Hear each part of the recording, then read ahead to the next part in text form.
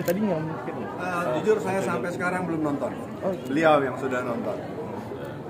Bagaimana melihat hasilnya? Dari Bagus banget dong.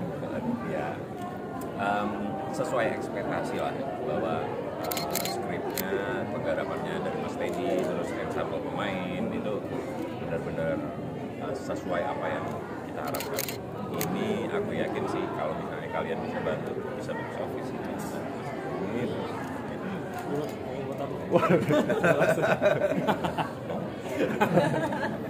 Mas Anjas di film Dopamin ini sangat sebentar sekali scene-nya, tapi itu adalah kuat banget karakternya di situ, perannya. Itu bagaimana tanggapan? Ya, yang jelas saya senang sekali. Saya itu ibaratkan pada saat main di sini benar-benar seperti sebuah rasa bahagia. Dia datangnya terkadang sebentar, terkadang dia dan bahagia itu perlu sebuah upaya yang harus dibayar untuk bisa mencapai kebahagiaan. Senang walaupun sebentar, tapi dia memulai sebuah kehidupan di situ. Dan karena Mas Anjas cerita ini bergulir kan. Kalau nggak ada dia, nggak ada Dopamin. Agak ngeri nggak sih itu adegannya? Kenapa? Adegannya ngeri nggak sih syutingnya di tempat tidur? Ngeri? Gitu. Enggak sih. Ya. Karena ya saya nggak mau berekspektasi berlebihan, jalanin aja semuanya, dinikmatin karena saya yakin saya bekerja dengan tim yang terbaik.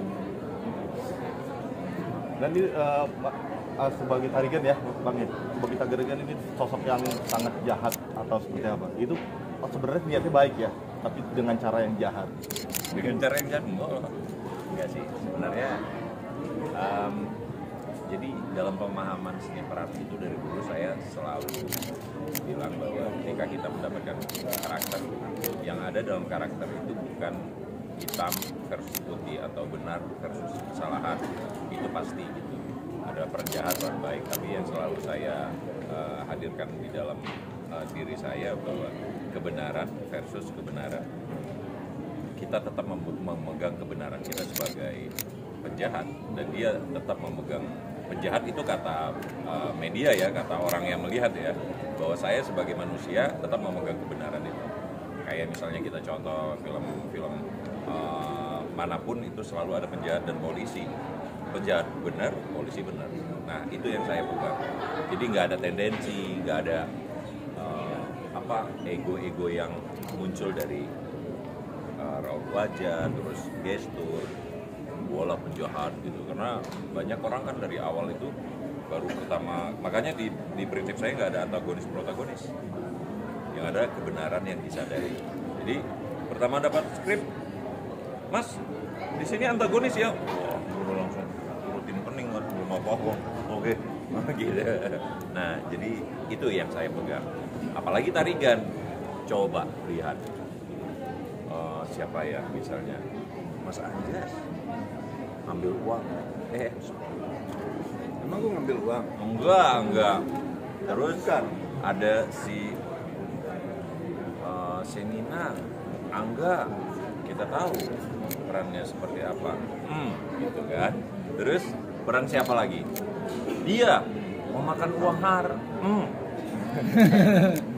enggak, tanpa disadari kalau semuanya punya kebenaran sendiri-sendiri. Buat Mas Wikana sama Andri kan katanya Mas Teddy kan kayak sutradara wishlist gitu. Apa sih yang kayak mungkin membekas gitu, maksudnya akhirnya kan sekarang udah kerja sama gitu, udah kayak apa gitu yang terpuaskan gitu. Kan sebelumnya sampai katanya tadi kan sampai ke DM. Oh ya. Oh saya. Ya kebetulan betul tadi emang Mas Teddy adalah salah satu sutradara yang saya cukup idam-idamkan untuk bekerja sama, dan kebetulan juga dapat rezekinya di film Dopamin adalah kali pertama kerja sama Mas Teddy di proyeknya Dopamin ini. Dan kebetulan memang scene-nya kebetulan tidak terlalu banyak, hanya 2 scene, tapi yang membekas adalah tentang bagaimana dia bukan hanya seorang sutradara, tapi dia juga seorang sutradara aktor gitu. Dia kadang nggak banyak ngomong ke aktornya, cuma ngomong 1-2 patah kata, tapi dia tahu kayak nge-tweak pikiran kita. Mungkin kita kayak Rifnu bilang tadi, Rifnu bawain karakternya jahat, enggak, lu nggak jahat, lu bener di posisi lu bener gitu. Jadi kata-kata itu yang benar-benar mungkin nggak semua sutradara punya itu ya gitu ya, approach-nya seperti itu. Jadi itu cukup menarik dan gue sendiri masih penasaran banget sama Mas Teddy. Mungkin one day gue punya kesempatan lagi, gue akan sangat amat welcome untuk kerja sama lagi sama Mas Teddy. Sangat penasaran. Yang jelas pengen lagi sih. Betul. Jelas pengen lagi. Ya pertemuan ini kayaknya kayak Mas tadi, habis ini kemana-mana ya. Kayak perkenalan. Atur lah gitu. Tapi pengalaman kalian syuting bersama Angga dan Shenina yang katanya manis mereka di lokasi syuting seperti apa? Gula aja, semut, minder ngeliat mereka. Semut itu minder ngeliat mereka saking manis ya, bener? Iya. Minder Ya, semut. kalau aku sih ngeliatnya lovebird lah udah.